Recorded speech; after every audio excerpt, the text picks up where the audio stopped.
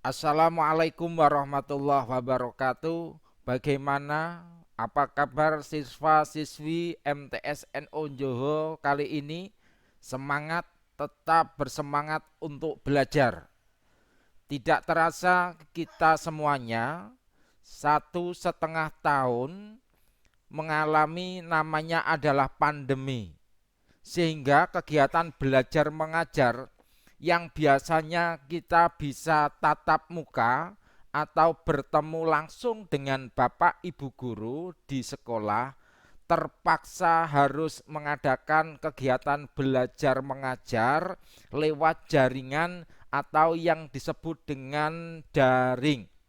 Namun walaupun di masa pandemi tidak melunturkan hati kita, tidak menyurutkan semangat kita untuk terus belajar dan belajar.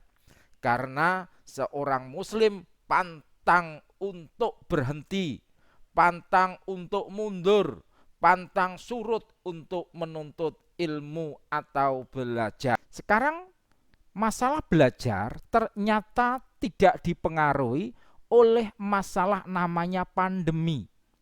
Kenapa? Karena kalau kita lihat dari dasar saja, dasarnya kewajiban menuntut ilmu, kalian telah mengetahui bahwa tolabul ilmi faridotun ala kuli muslimin. Tolabul ilmi, menuntut ilmu itu wajib atas setiap muslim. Jadi karena kita semua adalah seorang muslim, berkewajiban selalu menuntut ilmu. Nah ini selalu menuntut ilmu. Makanya era pandemi tidak mempengaruhi kita untuk selalu menuntut ilmu. Kemudian dasar yang kedua diperhatikan, utlubul ilma minal mahdi ilah ladi. Di sini dikatakan bahwa carilah ilmu sejak bayi hingga liang lahat. Ini pun juga mendasari kita supaya selalu belajar, ya, mulai kecil, dari bayi belajar merangkak, dari merangkak belajar berjalan, belajar berbicara, dan seterusnya terus menerus, tidak ada henti-hentinya untuk selalu belajar.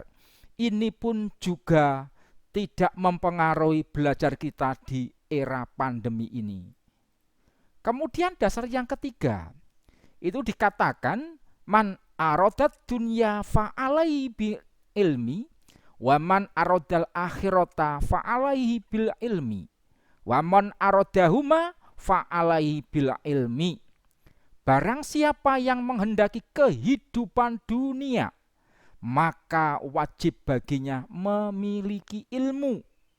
Ini cukup jelas bahwa kalau kita ingin bahagia di dunia, di alam fana ini, kita harus mempunyai bekal ilmu pengetahuan, ilmu agama, karena itu sangat dibutuhkan untuk bekal kita hidup di dunia ini.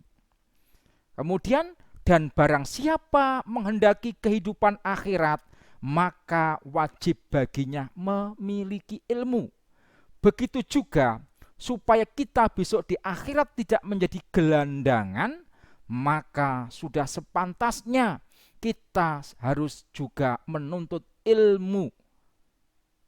Kemudian dikatakan lagi, dan barang siapa menghendaki keduanya, ingin bahagia dunia akhirat, maka wajib baginya memiliki ilmu.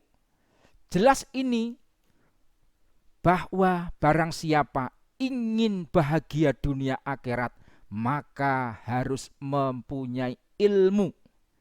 Jadi era pandemi seperti ini jangan disia-siakan. Selalu menuntut ilmu. Selalu dan selalu. Jangan menyerah, jangan putus asa. Nah, gitu ya. Apa yang diberikan oleh Bapak Ibu guru, walaupun lewat jaringan, lewat WA, lewat Google Classroom, atau yang lainnya, selalu perhatikan dan perhatikan, laksanakan dan laksanakan, patuhi dan patuhi. supaya menjadi ilmu yang berkah. Oke. Nah, semuanya itu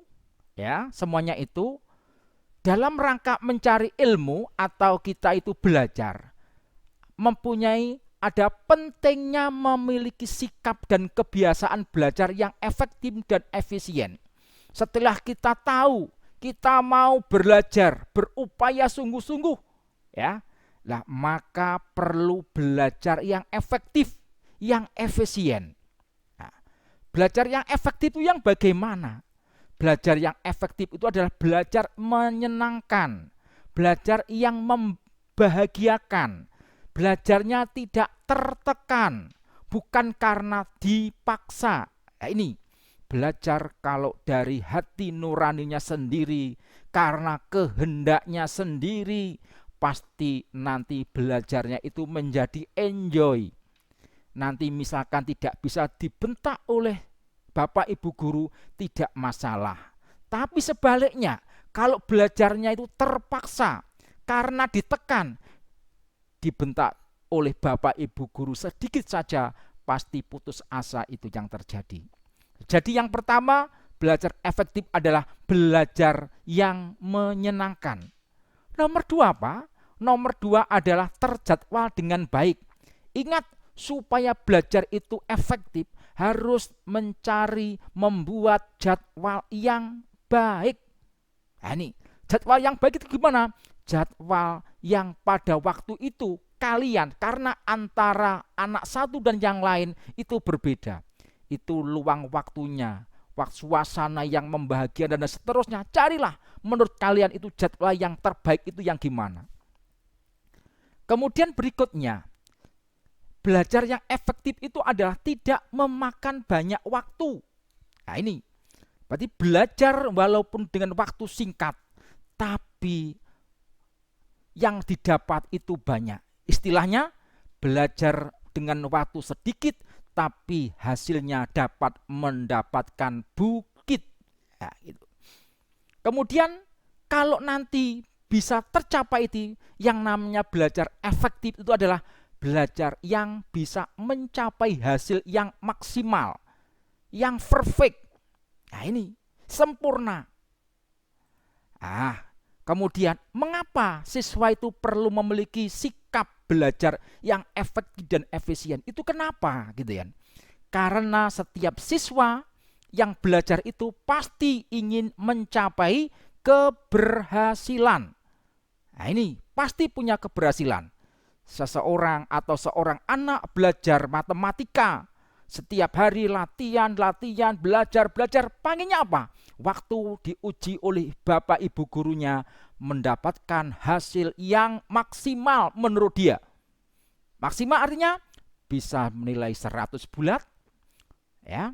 Itulah nanti yang bisa membahagiakan dia. Pengennya berhasil. Yang kedua adalah ingin mencapai kesempurnaan. Karena sifat manusia adalah ingin menjadi yang terbaik. Nah, ini maka diperlukan belajar yang efektif. Berikutnya, mengapa harus terjadwal dan menyenangkan itu kenapa?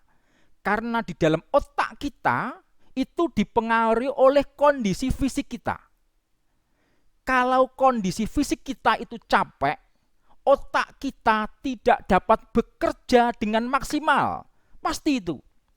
Kalau otaknya kondisinya lemah, belajarnya juga low. Hasilnya pasti minimum, tidak bagus.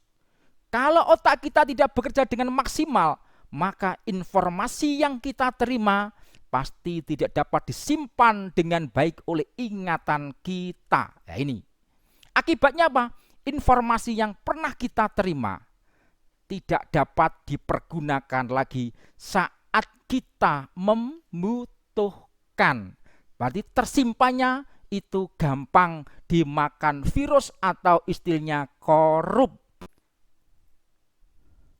Oke, ingat bahwa belajar kebut semalam itu tidak efektif dan tidak bermanfaat buat kita.